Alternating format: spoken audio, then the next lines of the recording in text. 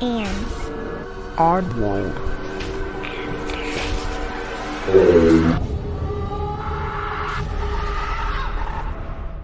Hey oddballs, I'm your host Jensen, and welcome to episode 21.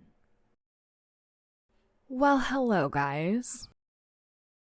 I'm gonna be honest, I really wasn't even planning on recording today, but here I am because my dumbass forgot to record an episode, which I'm not behind by any means. I just somehow skipped over this one. Oops, my bad. Anyhow, welcome to the episode. Today I'm actually going to be telling you about a piece of paranormal equipment. As always, I'm getting my information from ghoststop.com, so here we go. Today's paranormal equipment lesson is going to be over motion and vibration sensors. Paranormal investigations often involve motion, from visual phenomena to audible, tactical, or less than perceptible phenomena. Motion sensors and vibration detectors are a great way to sense and alert others to potential movement. Motion sensor technology has become a staple of modern ghost hunting equipment. Motion detection devices capture movement that may be undetectable to our limited senses as humans, which can be the perfect tool for paranormal investigators. One of the primary goals of ghost hunting is to catch movement on video that cannot be explained by natural causes. This makes paranormal motion sensors an ideal way to improve your chances of capturing evidence. There are many types of ghost hunting motion sensors on the market today. From simple devices for new ghost hunters to more complex detectors for more experienced paranormal investigators. Better still, they are economical technology and they are easy to incorporate in your ghost hunting kit. I actually have some motion sensor lights. I just got them off Amazon, honestly, and they work pretty well for ghost hunting. It's pretty fun to set it across the room, get away from it, and when they turn on for whatever reason, aka a possible ghost, it's pretty fun.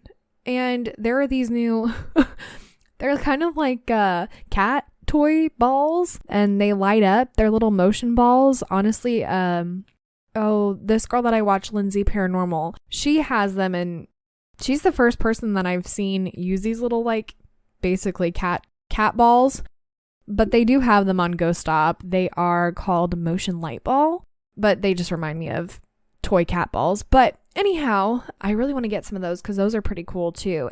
I mean, those would be fun to take anywhere because they're super compact, and it would probably be easier for the ghost just to push the ball, and it would be fun to kind of take where children's spirits are too, because that would be a fun little toy for them to play with. But anyhow, that is your lesson on motion sensors. So I know these past two paranormal equipment lessons have been very kind of self-explanatory. I'm hoping that you learned something at least from them, and also if you already kind of knew about them, then maybe it'll spark your brain to go, hey, I wanted that, or hey, I think I need that. Because I feel like every ghost hunter kind of needs both in their little equipment box. But anyhow, we are going to move on to stories. This comes from electronic-spirit716 on Reddit. My family is spiritually sensitive, and I don't know if we'll ever know exactly why. I'm well aware that most of this sounds like it came out of a Stephen King book or some shit, but I'm not that creative and couldn't make it up even if I tried. My family has resided in Central Appalachia for many generations. I don't think there was a time when we didn't. Since I was a young girl, I've heard ghost stories upon ghost stories, and I've always loved them. As I've gotten older, I wanted to share them with people. I would be that girl on the bus telling ghost stories in elementary. That urge has only grown in the years past, so here I am. My mother explained it as spiritually sensitive. They're drawn to us. Every great aunt, every third cousin, all of them have a couple ghost stories to tell. There's a couple of old folks who still try to keep an art of Appalachian magic alive. And I do believe that definitely has something to do with it. When my mother was a child in the mid-70s, she had terrible nightmares. My great-grandmother called her sister and asked if there was anything she could do to help my mom get some sleep. My great-aunt said, burn her clothes and rub the ashes on her body. My great-grandmother did. And almost 50 years later, my mom has never had a nightmare since. Ever since I was little, I had heard stories about my cousin hearing 3 knocks on his window the day before someone would die. I never believed it until I was with him when it happened. I was around 14, and we were visiting said cousin at his house. It was around 8:30 p.m., and we were all talking and having supper. Then we heard it. 3 slow knocks on his fucking window. All of the hairs on my body rose, and I got the chills. I swear I could have shit myself right then and there. Everyone in the room went silent, and the air was full of dread. The day after, we got the call that my great uncle, who had previously suffered a stroke, had passed away. I wish I could explain it, and it's one of those things that you have a hard time believing until you've experienced it. My great aunt once said she saw a gnome while sitting on the porch of that same house when she was a teenager. My cousin inherited it after my great-grandparents passed away, and said he was fully naked except for a long white beard. She said he was muttering something to himself and just walked away into the woods. I've never lived in a house that I haven't seen or experienced something in. Just a couple months ago, I was half asleep when I felt something sit on the edge of my bed. My entire body went stiff until I fell asleep. That morning, when I took a shower, I noticed that my ass cheek was on fire. I looked in the mirror when I got out, and it had 3 scratch marks. Both my cat and my dog were not in my room that night, and my nails aren't long enough to do that myself. If I stayed here and shared all these stories, we would be here for hours, as much as I would like to tell them. I wish I knew why these things seem to follow us around, and why they have been here for so long. It's really interesting to me how things like this can just travel for generations.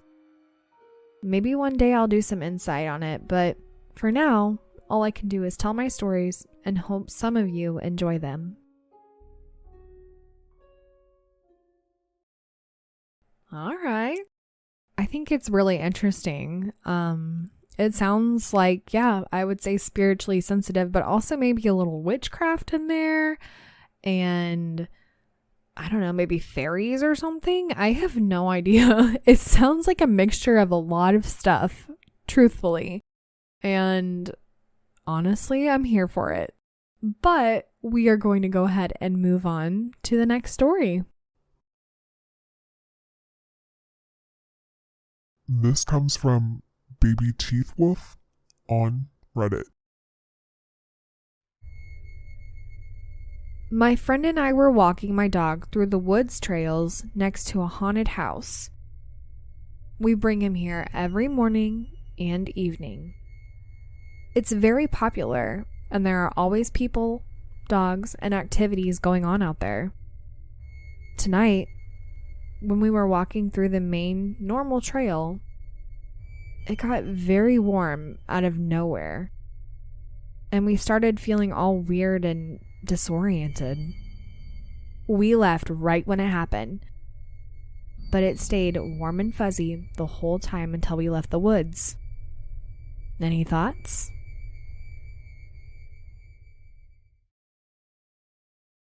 This one's short, but it's bizarre because if they walk there all the time and now all of a sudden out of nowhere it's warm until they get out of the woods and they feel disoriented, that's weird.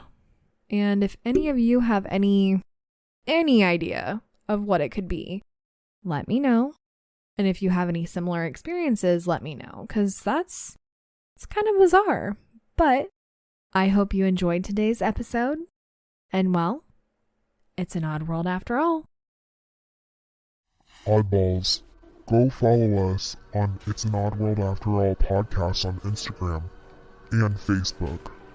Also, give us a 5-star review on Apple Podcasts.